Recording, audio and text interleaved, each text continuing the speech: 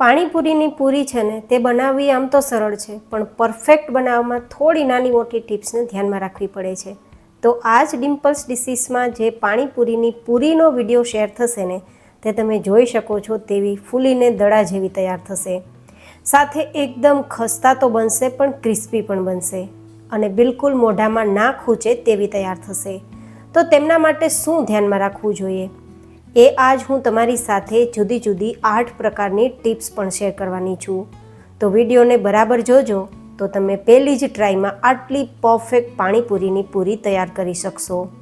તો ચલો 100% પરફેક્ટ આપણે પાણીપુરીની પૂરી બનાવવાનો વિડીયો શરૂ કરીએ. તો જેમના માટે સૌથી પહેલી અગત્યની ટિપ્સ છે કે પૂરી આપણી બરાબર રીતે ખસ્તા અને ક્રિસ્પી બને તેમના માટે રવાનો ઉપયોગ કરવાનો છે, જે 1 કપ જેટલો લીધો છે. તમે બાજુમાં જોઈ શકો છો એકદમ ક્રિસ્પી પૂરી કે ભૂકો થઈ જાય છે. આટલી ભૂકો થઈ જાય તેવી ક્રિસ્પી પૂરી તૈયાર કરવા માટે રવાનો જ ઉપયોગ કરવાનો છે. સાથે આપણું મોઢું ના છોલાઈ જાય તેના માટે 1/4 કપ જેટલો ઘઉંનો ઝીણો લોટ લેશું, જેમાંથી રોટલી બનાવીએ તે લોટ. હવે બીજી અગત્યની ટિપ્સ કે આપણે અહીંયા ચપટી ભરીને ખાવાનો સોડા મિક્સ કરીશું.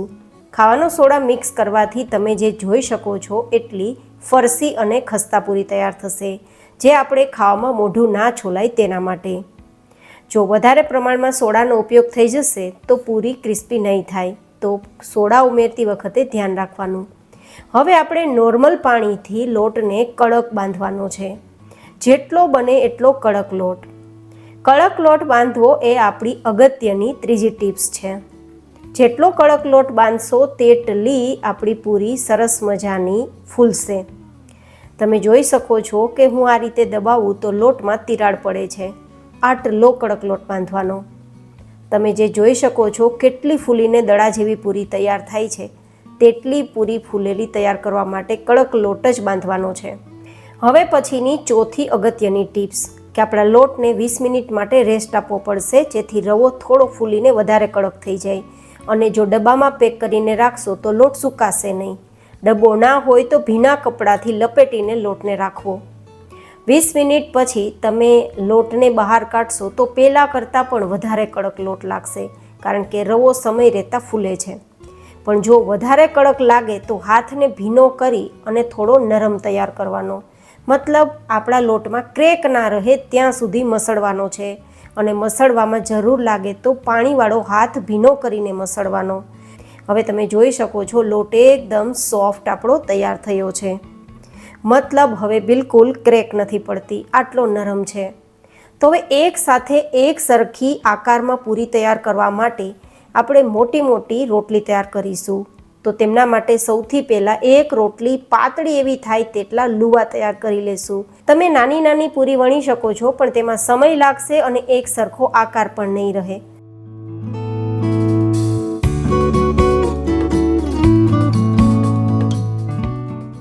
હવે આ બધા જ લુવા છે તેને આપણે ડબ્બામાં પેક કરીને રાખવાના છે, જેથી લોટ સુકાઈ ના જાય. ખાસ ધ્યાન રાખવાનું છે પૂરી બનાવતી વખતે લોટ સુકાવવો ના જોઈએ, જેથી ભીના કપડામાં લપેટીને રાખવો અથવા તો આ રીતે ડબ્બામાં પેક કરીને રાખવો. હવે એક લુવો લેવાનો અને એકદમ પાતળી રોટલી બનાવવાની, જે આપણી અગત્યની 5મી ટિપ્સ છે. જો તમે પાતળી રોટલી બનાવશો તો જ આ રીતે કુરકુરી ક્રિસ્પી ભૂક્કો થઈ જાય તેવી પૂરી તૈયાર થશે. તો રોટલી કેટલી પાતળી રાખવાની? જો આ રીતે આપણો હાથ પાછળની તરફ પ્રિન્ટ થતો દેખાય તેટલી પાતળી રોટલી. મતલબ એકદમ કાગળ જેવી નહીં, પણ થોડી પાતળી. જો ના સમજાય તો આ બીજી રીત અપનાવવાની. એક કોઈન લેવાનો, 1 રૂપિયાનો અથવા 2 રૂપિયાનો. એક સિક્કો જેટલો જાડો હોય તેટલી આપણી રોટલી જાડી હોવી જોઈએ. તેનાથી વધારે જાડી પણ નહીં, તેનાથી વધારે પાતળી પણ નહીં. તો આ રીતે લેવલ તમારે ચેક કરી લેવાનું. એક સરખી થિકનેસ દેખાય તેટલે સુધી વણવાનું. જો આટલી એક સરખી પાતળી આપણે રોટલી તૈયાર કરશું તો આપણી પૂરી એક સરખા આકારમાં તો તૈયાર થશે જ, પણ બધી બાજુથી બંને સાઈડથી ફૂલશે. નહીં તો જનરલી એવું થાય એક સાઈડથી ફૂલે છે, બીજી સાઈડથી નથી ફૂલતી. તો એવું ના થાય તેના માટે આ એક લેવલ કરવા માટેની રીત તમને બતાવી. હવે કોઈપણ પ્રકારનું મોલ્ડ હોય તેનાથી છાપી લેવાનું, અથવા ડબ્બાનું ઢક્કણ હોય તો એક સરખો આકાર આપવા માટે તમે કરી શકો છો. તો એક સરખી પૂરીનો આકાર પણ થશે અને ફટાફટ પણ તૈયાર થશે. મેં આટલી પાતળી રાખી છે, જે તમને અગેન બતાવી રહી છું. હવે આપણે શું કરવાનું છે, આ બધી જ પૂરીને બહાર કાઢ્યા બાદ વધેલો લોટ છે તેની પણ પૂરી તૈયાર કરવાની છે, જેથી લોટ વેસ્ટ ના જાય. હવે આપણે શું કરવાનું છે, આ પૂરી છે તેને આપણે ભીના કપડામાં લપેટવાની છે. મતલબ નીચેની સાઈડ અને ઉપરની સાઈડ ભીનું કપડું રાખવાનું છે. તો તેમના માટે આપણે કોઈ ચૂંદડી લેશું અથવા તો કોઈ કોટનનું કપડું લેશું, જેને આપણે પાણીમાં પહેલાં પલાળી દેશું અને પલાળ્યા બાદ બરાબર તેને નીચોવી લેશું. પાણી બિલકુલ ચૂંદડીમાં ના રહેવું જોઈએ, કપડામાં ના રહેવું જોઈએ. પાણી નિતારેલું હોવું જોઈએ, પણ કપડું બરાબર ભીનું થયેલું હોવું જોઈએ.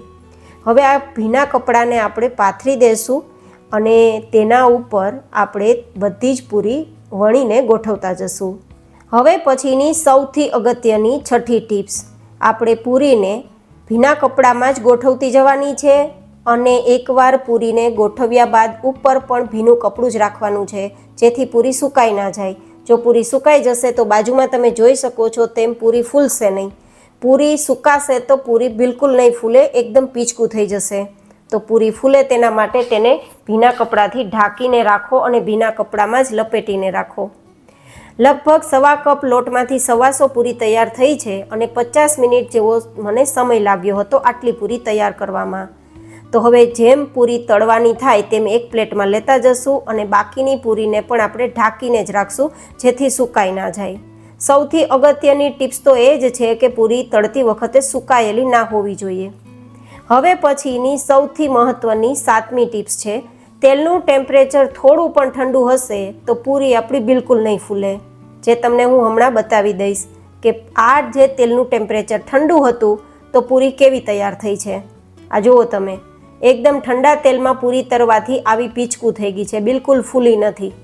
પણ બાજુમાં તમે જુઓ, આટલી ફૂલેલી પૂરી તૈયાર કરવી હોય તો ટેમ્પરેચર તેલનું હાઈ હોવું જોઈએ અને ગેસની ફ્લેમ મીડિયમ હોવી જોઈએ. સૌથી અગત્યની 8મી ટિપ્સ, તેલમાં પૂરી મૂકો કે તમારે ઉપરથી જારો દબાવીને રાખવાનો જ્યાં સુધી પૂરી ફૂલે નહીં. એક પૂરી ફૂલી જાય પછી બીજી પૂરી નાખવાની, જેથી આપણે બરાબર તેને દબાવી શકીએ. અને જ્યાં સુધી ગોલ્ડન કલર ના આવે ત્યાં સુધી તેલમાં રાખીને પછી બહાર કાઢવાની, જેથી લાંબા સમય સુધી ક્રિસ્પી રહે. તો કુલ ટોટલ 8 ટિપ્સ સાથે મેં આજ તમને પાણીપુરીની પૂરી બનાવવાની રેસીપી શેર કરી છે. દરેકે દરેક પૂરી આપણી ફૂલીને તૈયાર થશે અને એકદમ ખાવામાં ફરસી તો રહેશે જ, પણ મોઢું ના છોલાય તેવી તૈયાર થશે. જો માત્ર ઘઉંના લોટમાંથી તમે પૂરી તૈયાર કરશો તો લાંબા સમય સુધી આટલી ક્રિસ્પી ને ફૂલેલી પૂરી નહીં રહે. તો મેં તમને આજે જે ટિપ્સ ધ્યાનમાં રાખવાનું કીધું છે એ ધ્યાનમાં રાખશો તો ડેફિનેટલી તમારી પૂરી એટલી પરફેક્ટ તૈયાર થશે કે તમે બહારની પૂરી તો ખાવાનું ભૂલી જ જશો. આઈ હોપ કે તમને મારી આજની આ રેસીપી પસંદ આવી હશે. જો પસંદ આવી હોય તો વિડીયોને લાઇક કરજો, ચેનલને સબસ્ક્રાઈબ કરજો.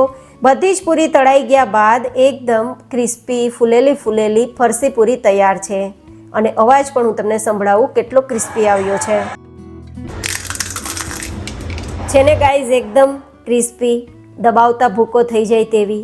એન્ડ હા, જો તમારે ટેસ્ટી પાણીપુરીનું પાણી બનાવતા શીખવું હોય તો મને કોમેન્ટ બોક્સમાં લખીને જરૂરથી બતાવજો. હું બહુ જ જલ્દી તમને એકદમ ટેસ્ટી એવું પાણી તૈયાર કરવાનો વિડીયો પણ શેર કરીશ. ફરી મળીશું નેક્સ્ટ રેસીપીમાં. ત્યાં સુધી stay healthy and stay happy.